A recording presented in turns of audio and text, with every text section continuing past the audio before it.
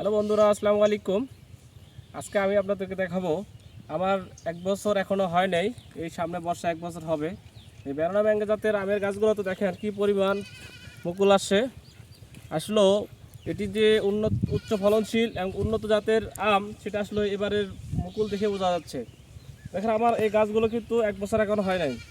একটা, দুইটা, তিনটা, চারটা, পাঁচটা, আমি এখানে প্রুনিং করে দেওয়ার পর 5টা ডাল রেখে দিয়েছিলাম। এই 5টা ডালে মুকুল আসে, পর্যাপ্ত পরিমাণ মুকুল।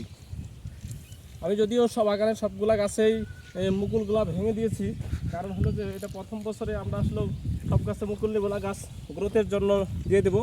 পরীক্ষামূলকভাবে আমরা এই 3টা গাছে রেখে দিচ্ছি। তো 3টা গাছে দেখেন কী পরিমাণ মুকুল।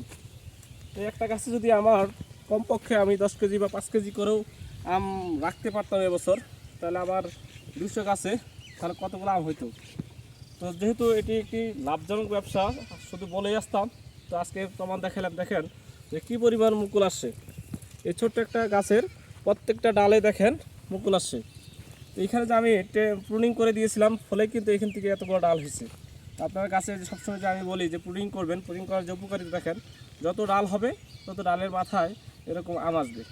ভিউয়ার্স, আমাদের বাগানের এই ডালগুলোতে কিন্তু প্রত্যেকটাতেই মুকুল আসছিল। আমরা এখানে এই মুকুলগুলো ভেঙে দিয়েছি। আমরা এখান থেকে কুশি বের করবো, কুশি বের গাছটা ঝোপালো করব, পরবর্তীতে আমরা ফল নেব।